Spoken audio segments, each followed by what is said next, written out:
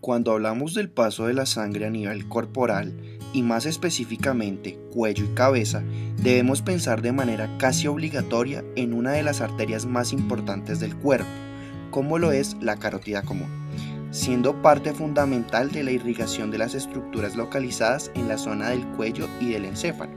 A continuación, presentaremos la normalidad tanto anatómica, histológica y fisiológica de la arteria en cuestión, y a su vez la confrontaremos con una condición específica como la es la estenosis carotidia. La arteria carótida primitiva derecha se origina en el tronco brachiocefálico. Por otra parte, la arteria carótida primitiva izquierda se origina en el tórax, siendo una rama del callado de la aorta.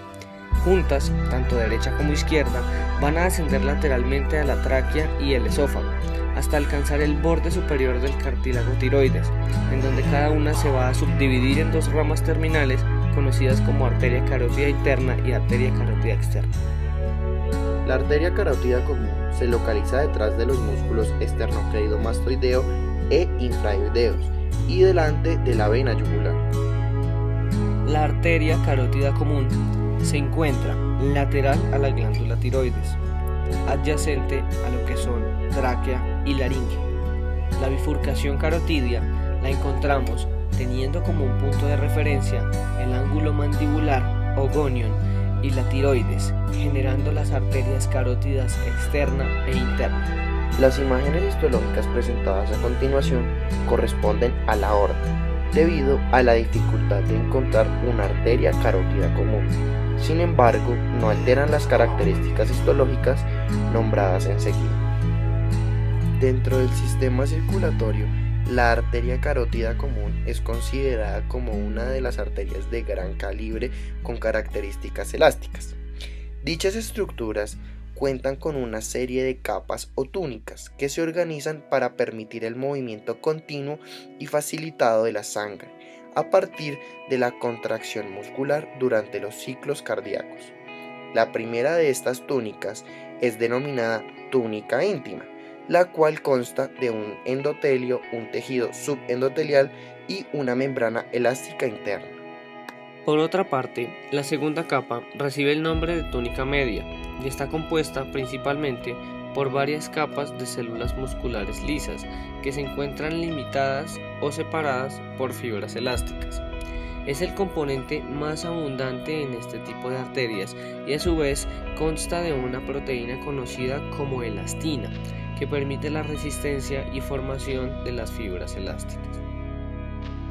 Por último, este tipo de arterias tiene una capa conocida como la túnica adventicia, la cual es una capa de tejido conectivo relativamente delgada, compuesta por fibras colágenas y fibras elásticas, además de células como macrófagos y fibroblastos. La arteria carótida, al igual que las demás arterias, se encargan de transportar la sangre bastante oxigenada proveniente de los pulmones y distribuida desde el corazón al resto del organismo.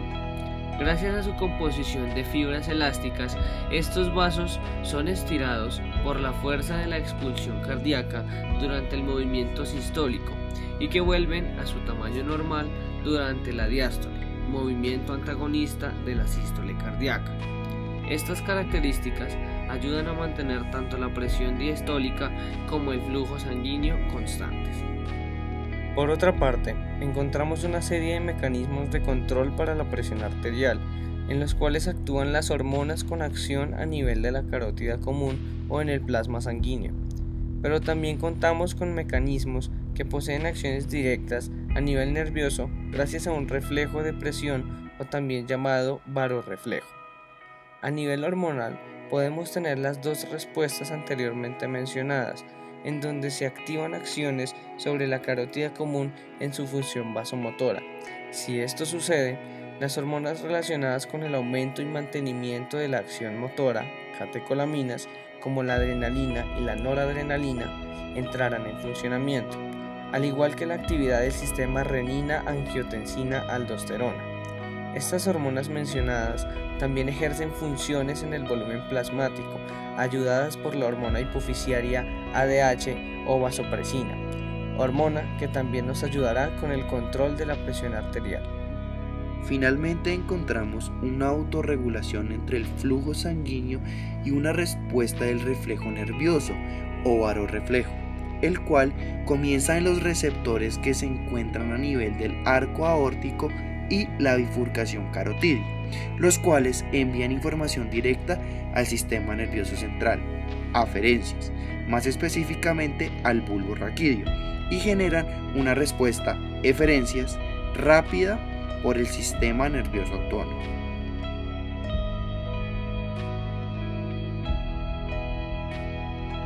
Fisiología de la estenosis carotidia.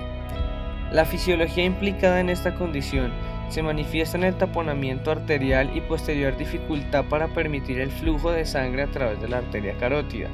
Inicialmente se relaciona con el ictus isquémico, que no es otra cosa que un trastorno brusco de la circulación cerebral que altera la función de una zona específica del cerebro, siendo esta estenosis una de sus principales causas.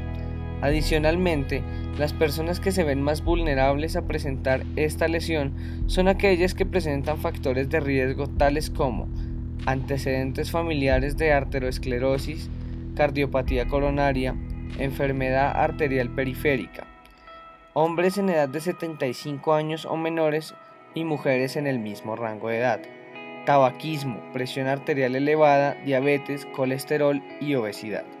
Por otro lado, volviendo al taponamiento arterial, puede ser clasificado en 3 categorías, dependiendo del grado del taponamiento en el cual se encuentra la arteria. Estenosis leve, cuando el 50% o menos de la luz arterial se encuentra tapada por el estrechamiento. Estenosis moderada, entre el 50 y 69% de la luz arterial se encuentra taponada. Estenosis severa, cuando el 70% a 99% de la luz arterial se encuentra tapada o, en casos severos, existe un taponamiento total de la arteria, lo cual se refleja en una falta de la irrigación de las estructuras tanto en el cuello como cefálicas. A nivel intracraneal, la estenosis carotidia tiene implicaciones importantes en el flujo de la arteria carótida interna y la arteria cerebral media. Correlación histológica de la estenosis carotidia. La carótida se considera histológicamente como una arteria elástica y, en los casos como estenosis, se hipertrofia o engrosa la túnica media o muscular, formada por músculo liso y fibras elásticas.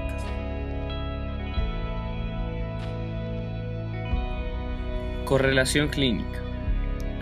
Un hombre de 63 años de edad ingresa el día 15 de mayo de 2015 a urgencias debido a un accidente cerebrovascular isquémico.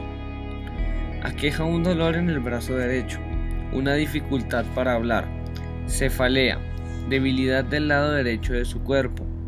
Se procede a escuchar algún ruido en la arteria por medio del fonendoscopio. Posteriormente, le realizan procedimientos para determinar si posee una estenosis carotidia a causa de antecedentes de patología coronaria. Ingresa a la sala de procedimientos a las 3:30 de la tarde y se le realiza una angiografía por sustracción digital. Una vez salen las imágenes del examen, se puede determinar que el paciente presenta una estenosis carotidia severa, ya que puede observarse diversas placas que obstruyen en una gran cantidad a la arteria carótida. El paciente es ingresado a cirugía para eliminar la obstrucción presente. Se toma como medida el tratamiento quirúrgico, ya que es un paciente que tiene en el último grado la estenosis y además es apto para la cirugía. Después de la intervención quirúrgica, se le realiza una revisión general de la arteria carótida. Se verifica que no haya quedado secuela de placa en la arteria y se le da de alta al sujeto con medicamentos que se le han formulado para su total recuperación.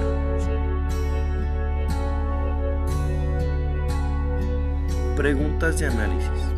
Según la histopatología normal de la arteria carótida común, ¿cuál de sus túnicas se vería afectada al momento de determinar un diagnóstico de estenosis carotidia?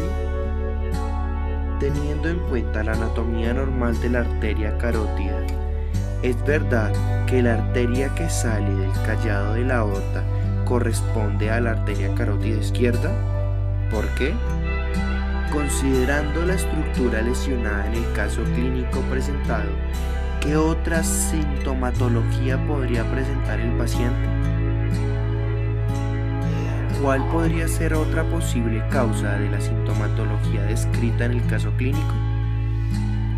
¿Cuáles estructuras se verían mayormente afectadas debido al taponamiento de la arteria?